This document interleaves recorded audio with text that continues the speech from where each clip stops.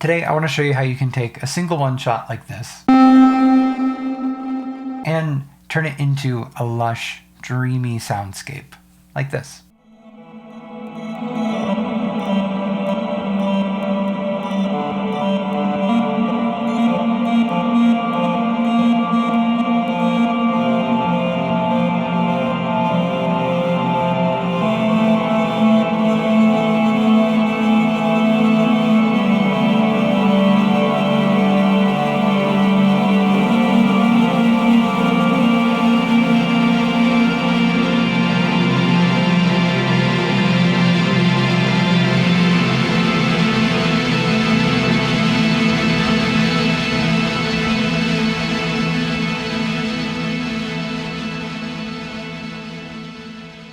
Now, while I'm using a number of devices to achieve this outcome, there is one device that matters above all the others when it comes to this technique, and that is Pitchloop89. Pitchloop89 is a digital pitch shifting looper that was introduced in Live 11, and it has a number of unique features to it that I think make it amazing for ambient music and creating these kinds of sounds. Now, I'm going to explain those features to you, and then I'm going to talk about how you can achieve this kind of result yourself. Okay, let's start off by discussing a few key parameters of Pitchloop89 so that you can understand what makes this device unique. So it is a pitch shifting delay, and one of the main features that makes Pitchloop89 unique is your ability to control how the left channel is pitch shifted separately from the right channel. The top half reads for our left channel and the bottom half reads for our right channel. So just a little bit of orientation there. Now, the main controls are going to be position and segment. Position just essentially acts as a delay time that says we are going to start repeating the signal this many milliseconds after the input, and it has quite a bit of length. It can go quite long, nearly 2 seconds in length. Segment is the size of the repeating delay. By default is set to 92 milliseconds, but part of what makes Pitchloop89 quite unique is that it can go all the way up to pretty much a second, which is quite a long time. To demonstrate, I've got a single pluck here. Now, when I engage Pitchloop89 with the default settings, we hear one very quick delay because it's coming 184 milliseconds after the input, which is barely 1/10 of a second, a little bit longer than that. So if I push the position farther back to say 500 milliseconds or half a second, we're going to hear that coming a bit later. Now, let's increase the segment size.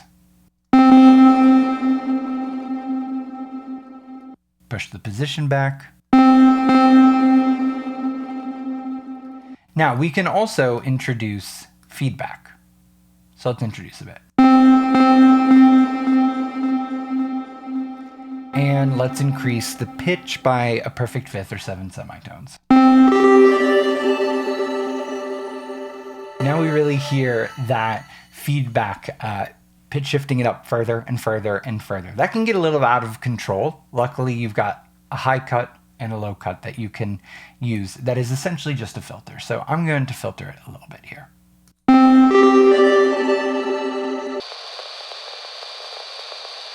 Now, by default, if you adjust anything on the left channel, it's going to adjust on the right channel as well to keep things in sync. If you don't want to do that, just turn the link off right here. So now I'm going to pitch shift the right side 12 semitones or an octave. So you can hear them breaking up in the left and right channel because they're pitch shifting at different levels, which is really interesting. Now we can cross the feedback, which can be really cool as well. Creates a really, really neat effect. And of course we can introduce some randomization as well as use the LFO to control the position. And since the left and right channel are decoupled from one another, I'm going to adjust the position of the right channel so that it is different, as well as adjust segment size.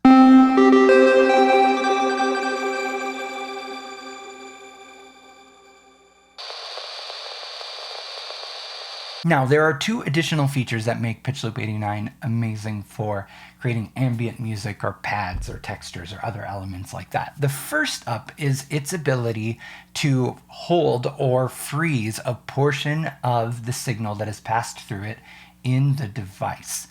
And once it is held, you can continue to manipulate it using all of the parameters in Pitchloop89.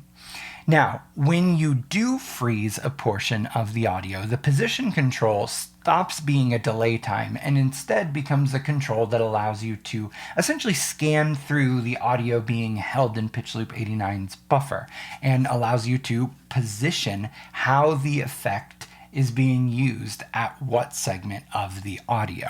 So let me demonstrate. I'm going to let the signal play for a moment, then hit freeze, and I'll play with the position and a couple of other controls. And you can hear how it is modulating over time despite repeating just the same short signal over and over.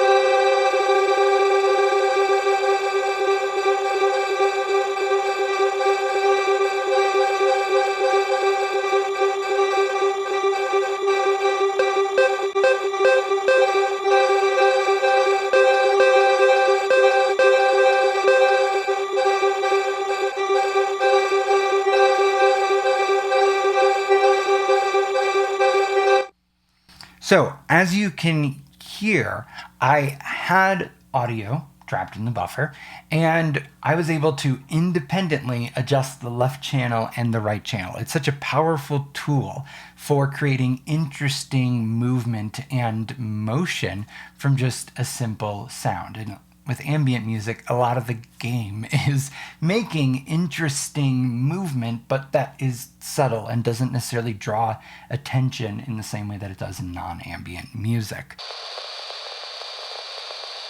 Another control that I would love to just point out for you is there is an LFO built in for the position, which can be really quite useful. And in addition, there's this bandwidth control, which is really quite cool in that it halves the sample rate, which essentially then lowers any signal that is coming through Pitchloop89 by an octave. So let me re-engage our frozen signal here, and I'll play with the bandwidth so that you can hear that.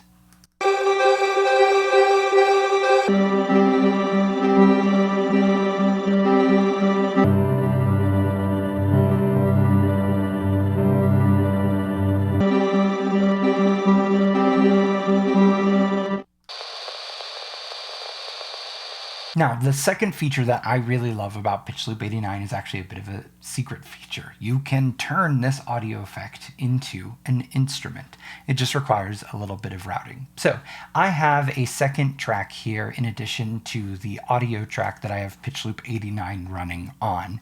It is ultimately an empty MIDI track, but I'm going to use this MIDI track to control the pitch of the frozen segment of audio captured in Pitchloop89, which turns it into an instrument. To do that, I'm going to go to the output section of the track, which currently has no output set, and I'm going to set it to Pitchloop89, which assigns it to the first MIDI channel, and I'm now set up to control Pitchloop89. Now, if I go ahead and raise up the audio level, we've got our signal here still locked in Pitchloop89 looping. Now if I hit play, it's going to repitch that signal based on the MIDI notes here.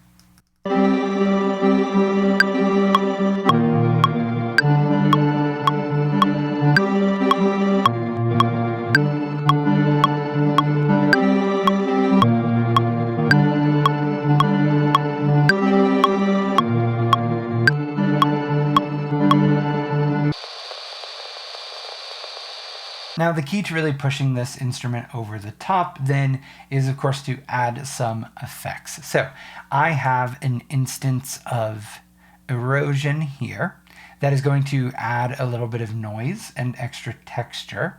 So let me go ahead and bring up the signal and add erosion.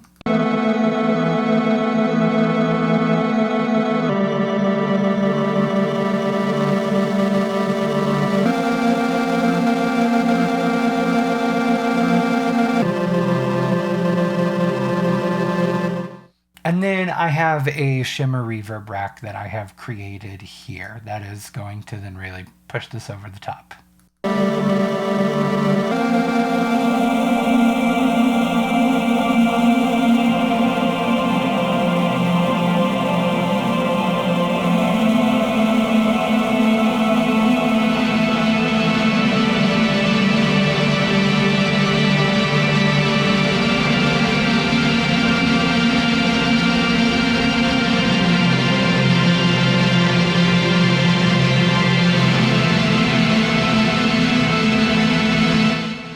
And you can, of course, this whole time continuously adjust parameters on Pitchloop89, like the position and segment and other controls as well.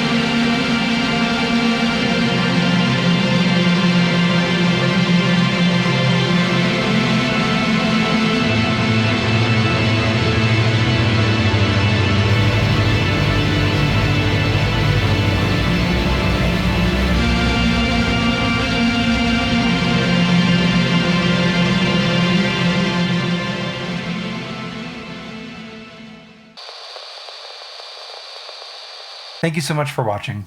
Have fun with Pitchloop89. And as always, please consider liking, leaving a comment, and subscribing to this channel. I'm working really hard to grow it. And in fact, I would love to hear what other kinds of Ableton Live tutorials would be helpful for you. Till next time.